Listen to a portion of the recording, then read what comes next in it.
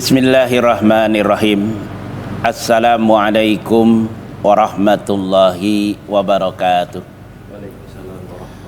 Alhamdulillahi malikil haqqil mubin. Asyhadu an la ilaha illallahu qawiyul matin. Wa asyhadu anna Muhammadan abduhu wa rasuluhu sayyidul wa'dul amin.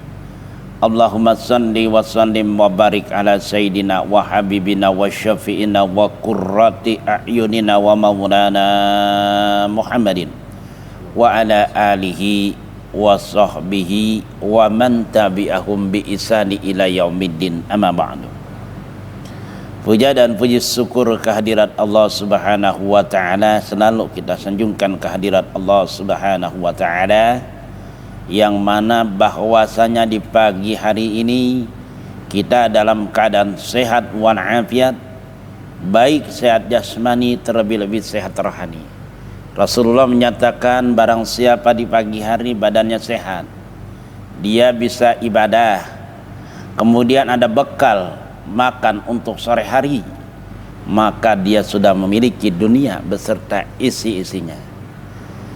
Di antaranya adalah nikmat kesempatan, yang mana pada kesempatan pagi ini kita dapat hadir, dapat bersilaturahim, dapat melanjutkan pelajaran kita, yaitu ilmu fikih kitab Safidatun Najah, dan juga kesempatan itu tersebut harus kita manfaatkan dengan semaksimal mungkin, karena memang nikmat ini nikmat yang teramat besar. Kalau kita diberikan berupa apa? Berupa kebaikan-kebaikan, yaitu dari Allah Subhanahu wa taala, khususnya sehat walafiat. Karena seseorang apabila dia itu kehilangan bentuknya harta, sebetulnya belum apa-apa dari harta yang dia miliki. Seseorang kehilangan kesehatan, maka separuh harta yang dia miliki hilang. Maka kita dalam keadaan sehat walafiat, ini sangat beruntung sekali dan bersyukur sekali. Mudah-mudahan langkah kita dari rumah ke tempat ini dicatat oleh Allah Subhanahu wa taala, yaitu menjadi amal soleh kita yang dapat menyelamatkan kita kelak di akhirat nanti. Allah Subhanahu wa taala berfirman dalam Al-Qur'an, dikatakan bahwasanya orang yang paling beruntung itu adalah orang yang apabila ditimbang amal kebaikannya banyak. Amal kebaikannya banyak, beruntung dia karena diisi di dalam dunia tersebut. Kemudian juga selawat sering salam tak lupa kita sanjungkan kepada junjungan kita, baginda kita Nabi besar Muhammad sallallahu alaihi wasallam. Selanjutnya, sebagai penghantar, sebagai pendahulu, sebagai mukadimah, di mana Nabi katakan bahwa orang yang baik itu yang terbaik banyak, tapi saya sebutkan 4 saja. Mudah-mudahan dari 4 tersebut kita dapat mengamalkannya. Di antaranya kata Rasulullah dalam hadisnya, yang baik dikatakan baik ini menurut Rasulullah ini udah pasti orang tersebut ahli surga kalau dikatakan baik oleh Rasulullah. Kata Rasulullah, khairun nas man tala umrahu wa hasuna amaluhu. Sebaik-baik manusia yang panjang umurnya, baik amal perbuatannya. Artinya ini kita dikasih umur oleh Allah Subhanahu wa taala, kesempatan oleh Allah Subhanahu wa taala, jangan kita habiskan dengan begitu saja yang tidak punya manfaat. Maka umur adalah kemakmuran, harus kita makmurkan. Kenapa? Bahwasanya setiap napas yang kita hirup itu katanya ada pertanggungjawabannya. Dalam Al-Quran dikatakan humanatus adunna yauma ijin anin naim, dan pada hari ini kamu dihisap, ditanya tentang umur, dibuat apa saja umur tersebut. Jadi artinya nih orang dibaikan kalau dalam umurnya ini diisi dengan pada kesempatan pagi ini kita hadir dalam rangka taklim, atau kita banyak sholawat, banyak ibadah bentuknya sholat, baiknya wajib yang sunnah, itu orang tersebut kategori orang baik, karena memang umur yang dikasih diisi oleh Allah Subhanahu, diisi olehnya umur yang dikasih oleh Allah Subhanahu wa taala. Itu diantaranya. Kedua, orang yang dibaikkan oleh Rasulullah sallallahu alaihi wasallam adalah orang yang banyak baca Al-Qur'an, mengajarkan Quran dan mau mempelajari Al-Qur'an. Itu juga dibaikkan. Karena diantaranya Al-Qur'an itu Kata Rasulullah, iqrarul Quran fa innahu ya'ti yaumal qiyamati safian di asbahihi. Bacalah Al-Quran, maka sesungguhnya Quran di hari kiamat menjadi penolong kepada pembacanya dan orang yang mengamalkan Al-Quran. Jadi orang yang baca Al-Quran ini sangat luar biasa. Maka orang yang fasih baca Al-Quran nanti di sorga bersama para nabi dan para malaikat yang dimuliakan. Orang baca Al-Quran terbata-bata, itu katanya ganjaran pahalanya 2. Ini maka Quran ini jangan tinggalkan. Alhamdulillah, saya itu alhamdulillah sekali lagi tahadus binikmah, Allah berikan saya kekuatan itu bisa menghatamnya alhamdulillah 2 minggu. Karena memang kata ulama bahwa seorang menghatam Al-Quran itu katanya apabila seminggu sekali hatam itu hanya ngejar cepatnya saja, aja cepatnya saja dikejar, dia tidak maknai. Karena di Al-Quran itu luar biasa, ada ayat-ayat yang agung yaitu ayat kursi. Kemudian ada ayat yang kita penuh harapan adalah sudah kita ayat yang tentang berkaitan kita jangan putus asa dari rahmat Allah. Ada ayat yang kita sangat takut diantaranya tentang apa kebaikan-kebaikan kita walau sebesar zarah pun akan dibalas, keburukan begitu. Kemudian ada surat yang mengenai keadilan, itu ada dalam Al-Quran. Jadi minimal itu ya katanya 2 minggu, berarti lebih dari 10 hari 2 minggu itu kita harus hatam.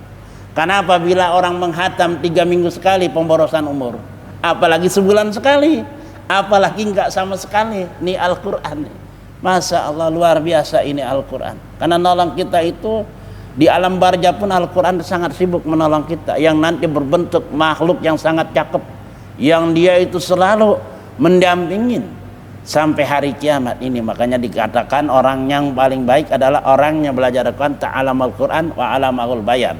Orang yang baik adalah orang yang membaca Al-Quran dan mau orang yang mengajarkan Quran dan mau belajar Al-Quran. Ini kategori orang yang dikatakan dibaikan oleh Rasulullah Sallallahu Alaihi Wasallam yang kedua. Kemudian yang ketiga, orang yang dibaikan oleh Rasulullah Sallallahu Alaihi Wasallam betulnya banyak, tapi 4 aja.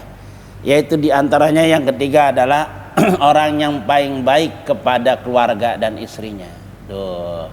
Jadi kita sama anak istri harus betul-betul baik. Artinya baik banyak kita apabila maka seorang suami memberikan apa saja yang menyenangkan istrinya ke tangannya langsung, itu katanya 70 tahun dosanya dihapus.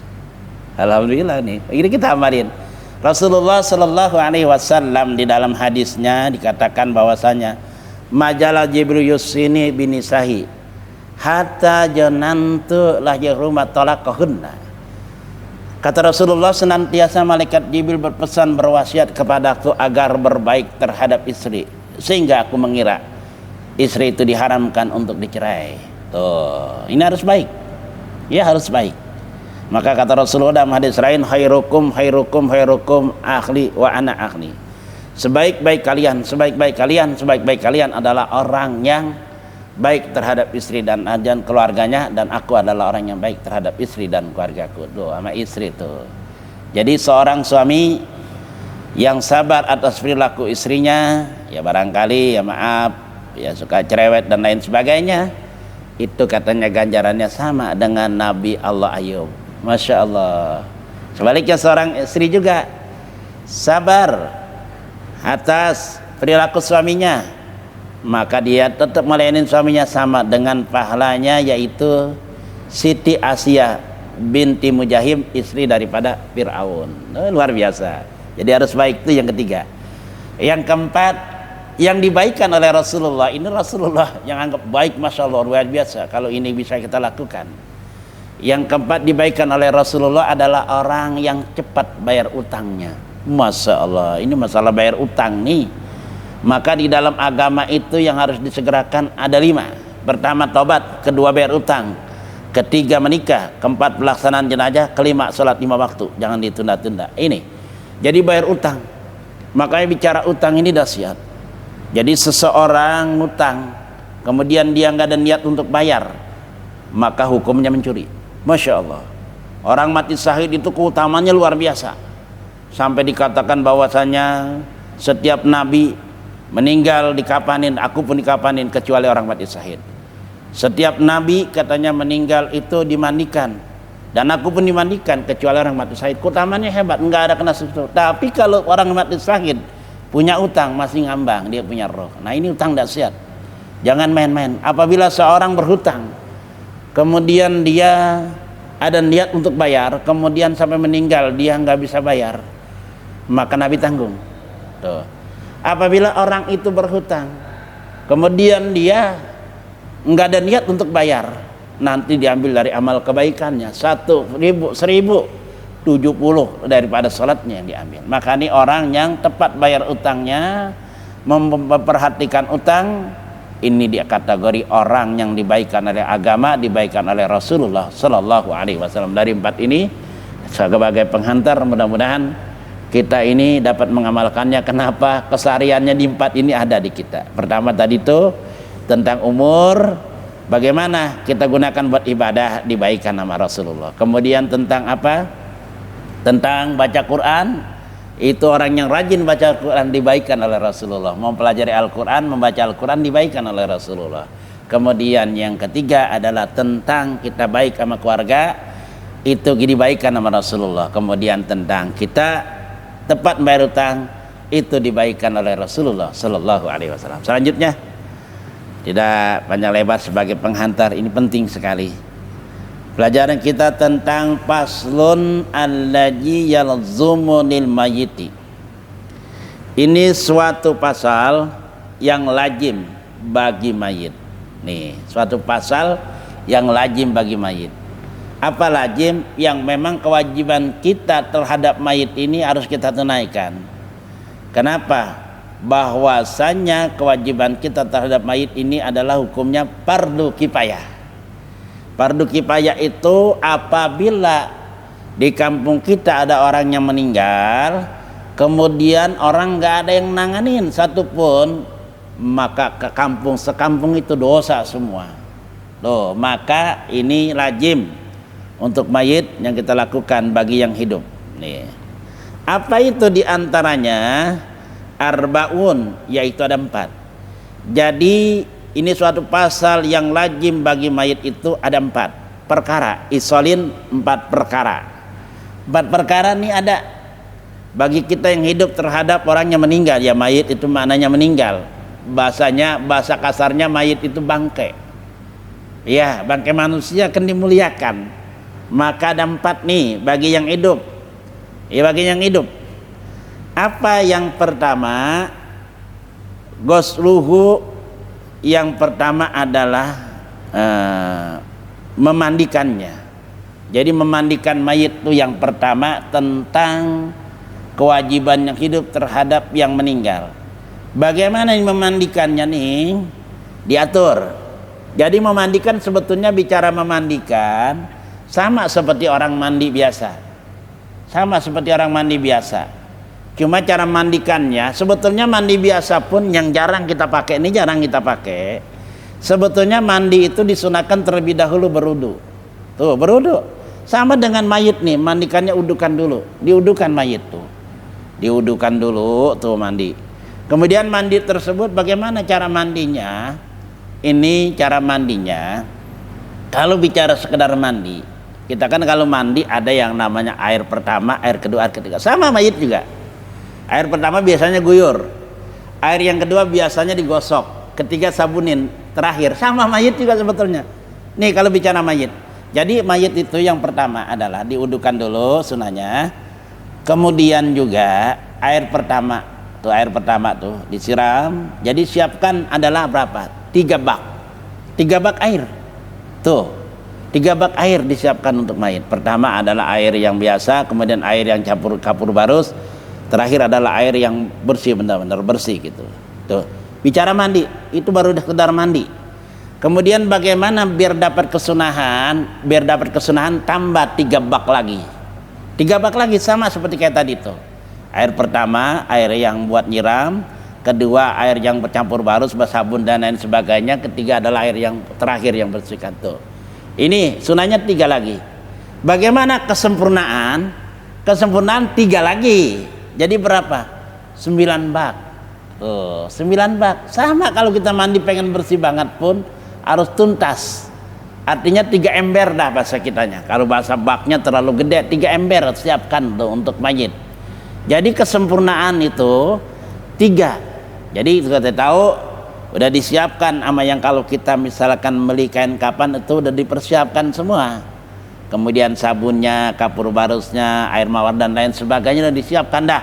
Paham? Dari situ nanti. Jadi campur tuh. Yang keduanya dicampur, yang ketiganya baru dah tuh air yang suci dan bersih. Ada air bersih, air yang udah benar-benar bersih untuk nyiram terakhir. Jadi kalau kategori mandi doang cukup dengan 3 ember atau 3 bak.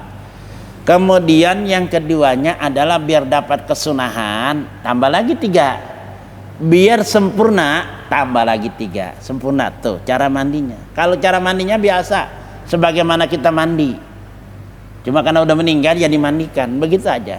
Tapi sunahnya diwuduin begitu aja, kayak kita mandi sunahnya wudu. Sebetulnya praktiknya sama dengan kita mandi. Itu satu. Pertama adalah memandikan bagi yang hidup tugasnya tuh, karena ini fardu kifayah. Kemudian yang kedua watakfinuhu, yang keduanya itu mengkapankannya. Mengkapankannya ini artinya membungkusnya. Bicara membungkus ini jangan menjadi permasalahan. Ini yang jadi permasalahan. Bicara bungkus itu mau kain merah silakan. Cuma kadang-kadang kalau kita pakai kain merah takut disangka beda ajaran nih. Ini karena nggak tahu, nggak ngaji dia. Bicara bungkus silakan. Mau kain hijau silakan. Mau kain hitam silakan. Mau kain ungu silakan. Bicara bukunya penting dibungkus. Tapi sunahnya putih. Sebagaimana kita sholat, sebagaimana kita pakai pakaian gitu loh. Kita sholat. Mau batik silakan. Mau hijau silakan. Yang penting mah ditutup gitu aja. Tapi sunahnya putih. Tuh, sunahnya putih. Iya, mau kain putihnya baru, mau lama silakan. Maka ada Imam Sibawam. Ini dia berkata kepada anak-anaknya, nanti nak kalau bapak meninggal, tolong nanti bungkusnya kain kapan yang lama. Dia orang kaya. Kenapa begitu bapak? Saya takut kalau kain putihnya baru, malaikat tahu nih mayitnya baru. Dia bilang begitu dia. Kalau lama kan, karena udah lama nggak ditanya lagi. Tuh, kata dia begitu. Jadi kesimpulannya, masalah dibungkus apa saja. Nggak ada kategori orang kalau udah ngaji, artinya nih emang susah banget adanya kainnya hijau, kain lama. Yang nggak jadi masalah, yang penting ditutup. Bahkan andai pakai lumpur sekalipun, yang penting ditutup. Masya Allah, ini agama nih. Jadi kesimpulannya ditutup. Jadi jangan jadi bahan permasalahan tentang mengkapankannya bagaimana mengkapankan. Nah, nanti sunah-sunahnya lain. Mengkapankannya itu ya ada cara-caranya, ada 7 ikatan dari mulai kaki dan mulai ini semua itu sunnah. Ini bicara dikapankan gitu aja. Bicara sunah-sunahnya nanti luas tuh tentang mengkapankannya bagaimana, ikatannya bagaimana, cara-caranya bagaimana, dan mengkapankannya ini bagaimana sih ketika di muka ini jangan ditutup buru-buru. Karena memang ada di dalam kitab Usbul Ghabiyah kata Nabi bahwasanya mayit itu ingin lihat, andai meninggalnya bapaknya taruhlah, dia ingin lihat istrinya, anaknya yang terakhir, maka jangan buru-buru ditutup. Bahkan dia pengen lihat juga bahwasanya dia akan meninggalkan rumah selama-lamanya. Nanti nih dia berbicara kepada anaknya, kepada istrinya, bahwa dia ini akan ketemu nanti di yaumil kiamah. Bahkan kepada jamaah kampungnya pun dia akan berpamitan tuh kalau mau tahu. Maka jangan ditutup. Maka orang yang meninggal itu dia bisa melihat semuanya yang hadir di situ. Siapa yang peduli terhadap meninggalnya dia, maka sunah-sunahnya kayak begitu. Tuh ada aturan-aturan kayak begitu. Tuh, tapi kesimpulannya adalah dikapankan. Materi kita pada kesempatan pagi ini tentang mengkapankan. Mengkapankannya pun tadi tuh mau kain merah, mau kain hijau, mau kain hitam, mau kuning silakan, tapi yang penting dikapankan. Tapi sunahnya putih dan kebanyakan putih. Artinya kalau orang udah ngaji jangan dipermasalahkan tuh ada orang meninggal dikapankan kain hijau, enggak, jangan masalah, yang penting kan dibungkus. Udah begitu aja. Mengkapankan tuh yang kedua. Ini materinya singkat nih. Kemudian yang ketiga wassalatun alaihi, dan ketiga itu menyolatkan atasnya. Salat jenazah Ini kadang-kadang yang menjadi permasalahan itu orang belum tahu. Bicara mayat itu kalau di dalam keranda itu namanya jenazah. Kalau di luar keranda namanya mayat. Jadi bagaimana? Tergantung kita. Ini meniatkannya sholat jenazah. Pokoknya laki perempuan. Kalau di dalam keranda itu namanya jenazah. Ini yang perlu saya kupas. Kalau kita nggak ngaji nggak tahu. Jadi niatnya bagaimana? Usolli haja janazatin. Sama aja laki perempuan janazatin. Fardu kifayati, arba takbirati, fardu kifayati, imamah atau makmuman lillahi ta'ala. Begitu aja kalau jadi imam menjadi imam. Jadi saya niat salat jenazah, ini salat jenazah 4 takbir fardu kifayah menjadi imam atau jadi makmum lillahi ta'ala, begitu aja. Jadi kalau di dalam keranda mau laki mau perempuan, mau anak kecil mau orang dewasa sama niatnya. Tapi kalau misalkan mayit itu ya niatnya walaupun di dalam kerana niat mayiti, kalau laki-laki mayiti, kalau perempuan mayitati, begitu aja. Kalau anak kecil ya tiflun, ada bacaan doanya itu tiflun. Jadi kesimpulannya kalau di dalam keranda makanya lebih enak lagi ya, karena rata-rata kalau nyolatin mayitnya dalam keranda mendingan jenazah aja udah biarnya begitu. Mau laki perempuan enak, mau orang dewasa mau orang kecil, anak kecil sama niat jenazah. Dan rukunnya dalam salat jenazah itu ada 7. Ini perlu kita ketahui juga. Rukun di dalam pelaksanaan salat jenazah ada 7. Pertama adalah berdiri. Ya, berdiri bagi yang mampu. Tiduran boleh apa? Boleh. Cuma takutnya ntar habis dia nyolatin tiduran dia yang disolatin tuh. Berdiri. Ini rukunnya berdiri. Kedua adalah niat. Tuh tadi ya kan berdiri dulu baru niat. Ketiga adalah 4 takbir. Nih, salat jenazah 4 takbir. Keempat baca Fatihah. Keempat baca Fatihah. Enggak saya kupas sunah-sunahnya enggak. Pokoknya baca Fatihah aja. Ini kan rukun. Kelima adalah selawat. Baca selawat. Ya, baca selawat. Minimal Allahumma gfir lahu warhamhu wa'fu anhu kalau laki-laki. Kalau perempuan Allahumma gfir laha wa'fiha wa'fu anha. Kalau perempuan tuh. Pokoknya baca selawat. Keenamnya itu adalah doa. Keenamnya baca doa. Tadi baca selawat Allahumma sholli ala sayyidina Muhammad, maaf. Baca sayyidina Muhammad ya. Wala ali sayyidina Muhammad. Ini baca doa. Allahumma gfir lahu sekurang-kurang kalau laki. Itu yang keenamnya. Ketujuhnya salam. Tuh, jadi rukun salat jenazah itu ada 7. Tuh, ada 7. Rukun salat jenazah atau salat mayit, silakan aja. Karena ini rata-rata mayit selalu kalau kita salatkan di dalam keranda berarti jenazah. Gitu aja. Jadi laki-laki enak. Jadi kalau jenazah ini enak kita. Kalau orang yang belum paham tentang bagaimana domir-domirnya enak. Kalau namanya kita niatnya jenazah. Pokoknya menyolatkannya alaihi atasnya. Yang keempat, bagi yang hidup terhadap orang yang sudah meninggal kewajibannya fardu kifayah, yaitu wadab nuhu, dan keempat itu adalah menanamnya ataupun menguburkannya. Dalam hal menguburkannya pun ada aturan-aturan, ada kategori kayak disunahkan. Bagaimana cara-caranya disunahkannya nih? Kalau kebanyakan kita rata-rata kayak orang buang sampah. Bagaimana posisinya? Langsung di depan, di bawah, nangkep kayak orang buang sampah begitu. Bagaimana sunahnya? Sunahnya itu adalah dari ujung. Jadi estafet gitu loh. Enggak kayak orang buang sampah, caranya begitu. Ini belum diamalkan. Dalam hal bagaimana nih mayit itu setelah dikuburkan, posisi di depannya, posisi di kepalanya pun yaitu jangan buru-buru ditutup.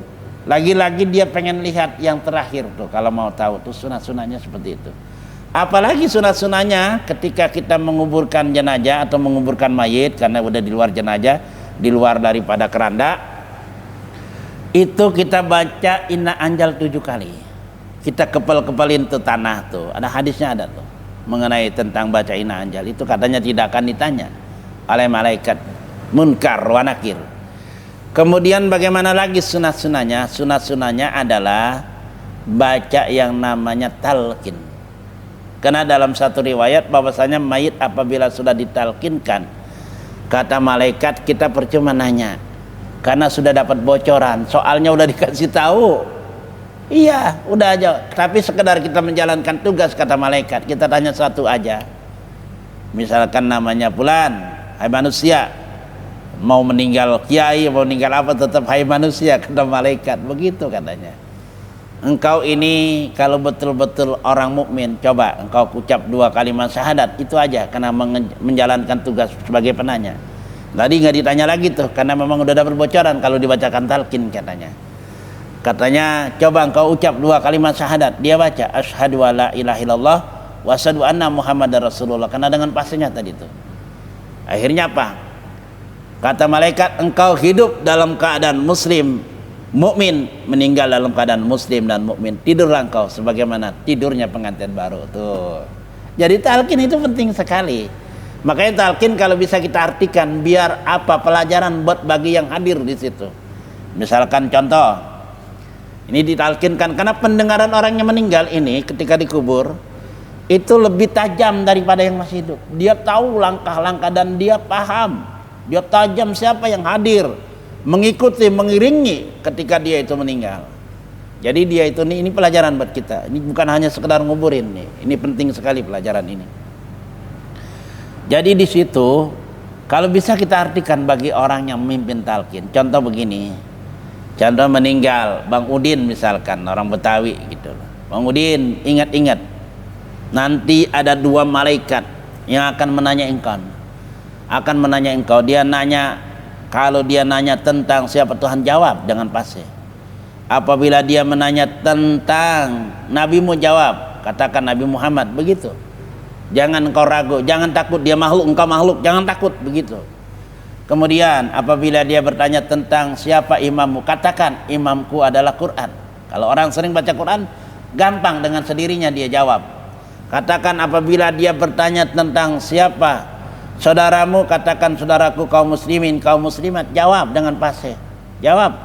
Nah, kalau kita baik dia sama saudara kita, enggak musuhan, jawab gampang nih lisan ini. Kemudian apabila dia bertanya tentang kiblatmu, katakan kiblatku adalah Ka'bah. Tuh, begitu aja udah. Ada 6 pertanyaan. Jadi kesimpulannya nih, ditalkinkan ini, apabila sudah ditalkinkan mayit itu, malaikat udah katakan bahwasanya kita balik saja karena sudah dapat bocoran, percuma kita nanya. Kata malaikat, jadi penting banget talkin ini, penting banget. Iya, tapi karena malaikat tadi karena dapat tugas, dia makhluk yang taat, dia tanya juga tuh tadi tentang 1 pertanyaan tuh, tentang 1 pertanyaan tuh. Maka talqin ini sangat penting. Setelah itu juga kata Nabi, baca-baca tahlil, doa untuk dia, karena dia sedang menghadapi permasalahan yang sangat berat. Nabi katakan, ketika nanti saya meninggal, engkau kubur saya, kemudian jangan tinggalkan saya. Tuh, artinya jangan tinggalkan, di situ suruh baca-baca apa yang kita bisa. Iya, untuk kita. Kata Nabi itu begitu. Jangan kau tinggalkan saya, karena saya akan menghadapi sesuatu permasalahan yang besar, pertanggungjawaban yang besar. Tuh Nabi ngomong begitu. Kemudian Nabi, sahabat bertanya, ya Rasulullah, berapa lama kami menemanimu? Engkau potong onta, engkau bagi-bagikan daging, lama doh. Jadi jangan buru-buru ditinggal. Bahkan dalam 1 riwayat, ini penting banget ini, bukan sekedar nguburin ini. Kalau kayak begini kita, dalam 1 riwayat, apabila ini malaikat munkar nakir nanya, kalau di atas kubur masih ada yang nungguin orang yang ke keluarganya gitu. Misalkan contoh, yang meninggal adalah suaminya, di atas masih ada istrinya, bahkan masih ada anaknya. Ini malaikat nanyanya lemah lembut. Padahal kalau aslinya malaikat munkar wa nakir nanyanya laksana geledek yang menyambar. Masya Allah, laksana geledek. Kayak apa? Petir. Kayak apa takutnya? Matanya biru, suaranya seperti geledek yang menyambar. Kayak apa takutnya? Tapi kalau di atasnya masih ada keluarganya, tuh ini penting kan nih. Di atas masih ada keluarganya yang nungguin, masih ada anaknya misalkan meninggal bapaknya, itu nanyanya lemah lembut. Ini jarang disampaikan nih kayak begini. Jangan nguburin aja pada ketawa. Masya Allah. Makanya ada 3 tawa yang sangat dibenci dalam agama. Pertama, tawa ketika dia itu ditaklim. Kedua, tawa ketika dia itu di depan jenazah. Ketiga, tawa yang dibenci adalah ketika dia menguburkan jenazah atau menguburkan mayit. Nih yang dibenci, ketawa. Tuh, Makanya tidur juga ada 3 yang dibenci. Tidur ketika taklim, tidur ketika apa? Ketika dalam rangka dia itu habis subuh, dan tidur ketika habis sholat asar dibenci juga tuh. Hati-hati nih. Tidur ketika taklim, orang lagi terangin taklim ilmu dia tidur. Nah, ini dibenci juga dalam rangka taklim. Tidur habis asar penyakit. Tidur habis subuh juga sama, malaikat sedang bagi-bagikan rezeki. Setan lagi bagi-bagikan penyakit. Ini makanya corona ini banyak. Sebetulnya gampang aja, jangan pada tidur subuh. Jangan pada tidur mulu. Iya, jangan bagiin penyakit setan. Ya udah nambah terus jadinya. Loh. Emang setan lagi bagi-bagiin penyakit waktu subuh. Habis subuh malaikat sedang bagi-bagikan rezeki. Bahkan apabila orang itu tidur habis asar selama 40 hari, tidur habis asar nih, itu bisa gila katanya. Masya Allah, bisa gila, bisa stroke. Hati-hati nih. Jadi kesimpulannya, pelajaran kita pada kesempatan pagi ini 4 hal yang wajib, artinya fardu kifayah terhadap orang meninggal itu. Pertama adalah memandikan, kedua adalah mengkafankan, ketiga adalah menyolatkan, keempat adalah menguburkan. Ini kewajibannya. Masalah soal teknisnya silakan. Mau pakai cara Nabi tadi itu, sunah-sunah Nabi, ini sempurna, luar biasa nih. Orang udah meninggal kayak begini, ini sangat senang sekali. Satu tambahan, ini orang meninggal itu kan sebelumnya ada sakaratul maut. Nih, sakaratul maut itu kan, sakaratul maut nggak ada harapan untuk hidup. Orang kalau udah sekarat nggak ada, pasti meninggal. Orang sakaratul maut udah meninggal ini kan banyak terjadi yang kadang-kadang kurang percaya. Ini kurang percaya, kayaknya jarang disampaikan nih. Ini saya sampaikan karena saya pernah belajar tentang masalah ini. Materi ini saya pernah belajar, makanya saya sudah praktekin. Alhamdulillah saya sudah praktekkan untuk ngurus-ngurus kayak gitu. Ini ada 3 hal yang biasanya orang sudah meninggal itu kurang percaya. Dianggapnya apakah udah meninggal atau belum. Akhirnya apa? Dibawa ke rumah sakit. Kan perlu biaya nganternya, biaya udah sampai sononya, pasti itu mengeluarkan biaya. Bagaimana kita supaya nggak perlukan kita udah pastikan dia meninggal, nggak perlu kita bawa ke rumah sakit lagi? Ada 3 alternatif, ada 3. Pertama, apabila orang itu kita pastikan sudah meninggal atau belum, taruh hidung di kapasnya tuh. Kalau dia bersin berarti belum meninggal, masih bersin. Pasti orang kalau taruh hidung di sini, ini memastikan biar kita jangan ke rumah sakit, biar nggak buang-buang biaya. Kalau taruh hidung dia nggak bersin, berarti udah pasti meninggal udah. Kalau di sini udah pasti. Kalau memangnya kurang yakin juga, ada yang keduanya, di hidung dia nggak bersin juga, tapi kita belum yakin apakah dia udah meninggal apa belum. Dia yang terjadi, kasih tahu sama yang lain. Tapi alhamdulillah di ini, alhamdulillah dimasukin sini ya. Kemudian kalau memang di hidung masih nggak bersin juga, kita belum yakin di hidung nggak bersin, taruh benda di perutnya. Apakah gunting, apa aja benda. Kalau goyang tuh berarti masih ada. Kalau nggak goyang berarti udah nggak ada, artinya udah meninggal. Kalau masih misalkan di perut juga ini nggak goyang, tapi kita belum yakin udah meninggal, pastikan yang ketiga terakhir udah nggak ada lagi, udah ini udah terakhir. Kacain di wajahnya. Kalau udah nggak ada cahaya sama sekali, udah biru, udah pasti udah nggak ada. Kalau itu juga masih belum yakin, jangan, udah itu udah terakhir, udah 3 tadi tuh. Iya, udah nggak perlu bawa ke rumah sakit lagi, udah pasti mati. Kalau misalkan orang itu dikacain nggak ada cahaya, orang yang udah diambil rohnya, itu pasti beda, udah biru, udah nggak ada cahaya sama sekali. Tapi cukup dengan tadi itu taruh hidung aja sebenarnya udah cukup. Tapi karena memang manusia kadang-kadang masih itu, ya kadang-kadang ya masih aja kurang yakin itu aja. Jadi tentang kewajiban yang hidup terhadap yang meninggal itu udah kita kupas 4 hal. Ini fardu kifayah, maka sudah sangat jelas. Tapi tadi itu dengan cara memandikannya, dengan membungkusnya, kemudian dengan membungkus mengkapankan, menyolatkan udah kita kupas juga, dan menguburkan udah kita kupas juga. Nah, untuk itu mudah-mudahan kita diberikan kekuatan untuk dapat mengamalkannya, karena memang ini bisa terjadi, ini baik kampung kita. Makanya dengan begitu kita jangan pakai nunggu-nunggu sama amil, kita pun udah bisa sebetulnya. Tadi dengar tadi itu, ini masih berlanjut, karena memang bicara tentang ini sebetulnya lama. Kalau bicara tentang bagaimana sih tata cara mempraktekannya, itu bisa kita kupas kembali. Mudah-mudahan sekali lagi Allah berikan kita kekuatan untuk mengamalkan ilmu yang kita dengar pada kesempatan pagi ini. Dan juga ini adalah banyak kita saksikan, baik di dalam keluarga kita, di lingkungan kita, ataupun ada yang di sekitar kita. Begitu, mudah-mudahan Allah berikan kita kekuatan untuk mengamalkan, Allah berikan kita panjang umur, sehingga kita bisa manfaat buat diri kita, buat keluarga kita, dan juga buat orang lain. Mudah-mudahan Allah mudahkan segala urusan-urusan kita. Allah berikan kita kemudahan di dalam usaha kita, Allah berikan kita kemudahan di dalam menuntut ilmu, Allah berikan kita kemudahan di dalam hal yang lain, kebaikan-kebaikan. Karena apabila orang melakukan kebaikan-kebaikan, itu yang dibaikan oleh Rasulullah Sallallahu Alaihi Wasallam. Anak istri kita diberikan kesehatan yang sempurna, dijauhkan mara bahaya, wabah dan lain sebagainya, dan juga akhir hayat kita ditutup dengan husnul khatimah. Bismillahil Fatihah. A'udzubillahi minasyaitonir rajim. Bismillahirrahmanirrahim. Alhamdulillahi rabbil alamin arrahmanir rahim maliki yaumiddin. Iyyaka na'budu wa iyyaka nasta'in ihdinas siratal mustaqim siratal ladzina an'amta 'alaihim ghairil maghdubi 'alaihim waladdallin. Rabbighfir lana wa liwalidayna amin.